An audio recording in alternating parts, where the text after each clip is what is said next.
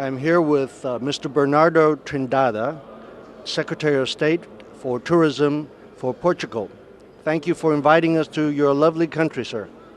Thank you, and welcome to Portugal, and we hope you have a nice stay, especially with this kind of event that, of course, brings a new image of Portugal in the world.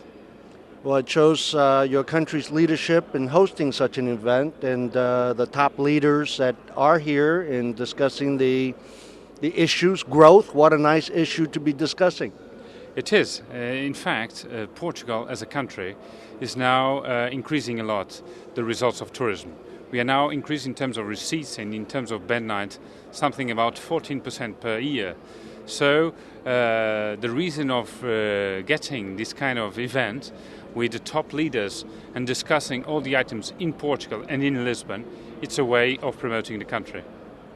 It was announced a few days ago, the new WTTC satellite accounting report for Lisbon. Mm-hmm. And for Lisbon, for your country, it's a very healthy report for tourism.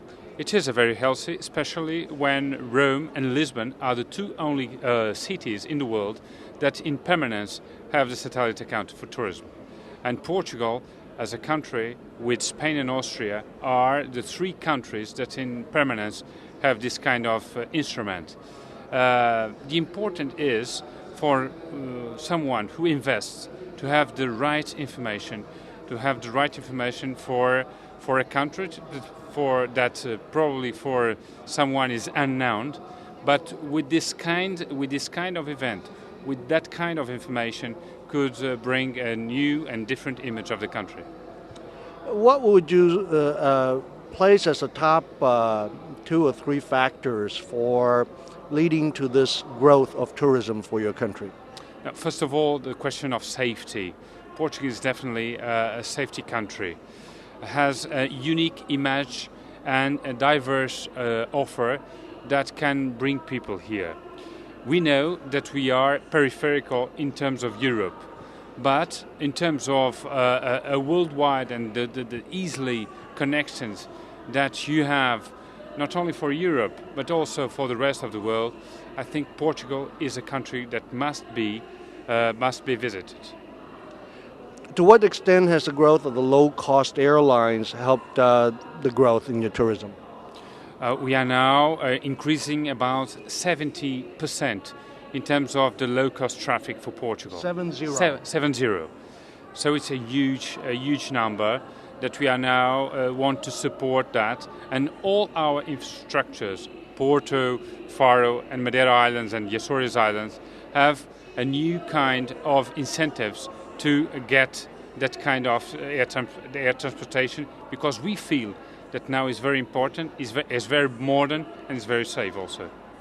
And this growth of capacity into your country is not taking away from any other destination, is it? It's growth for you. It's growth for us, and it seems that, as WTTC said, that you have an increase for the world. Probably Portugal can benefit with that effect, and is something that we are now very keen to. Mr. Jeffrey Kent, who we were just speaking to, I heard him speaking to an ITV interviewer that he viewed that there's some jewels in Portugal that he hasn't quite found yet because he hasn't spent enough time here, but that is probably here, and that he can make available and package for A&K's customers. And do you know what that jewel is that he might find? Yes, I think I know, because I've already discussed with him those kind of jewels that can be discovered. First of all, I guess Lisbon. You have an integrated resort when you can easily play golf, go to the beach, see heritage and historical museums. But also the Alentejo zone. It's in the south of Lisbon. That is a very huge area that now is being discovered. Nice beaches, great nature, and so it's something that for a specific kind of people can also be approached.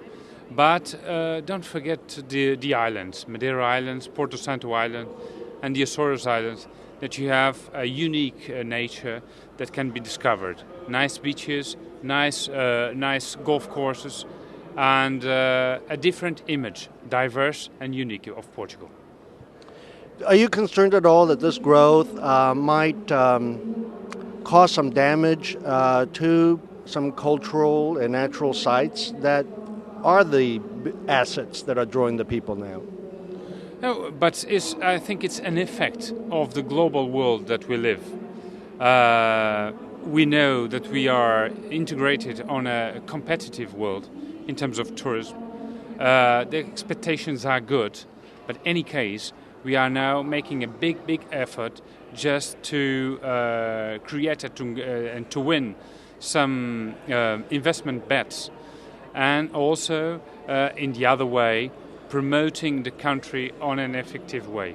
We hope and we think that Portugal has a very unique importance in the world, and I think it was the reason why that WTTC has chosen Portugal to have this event.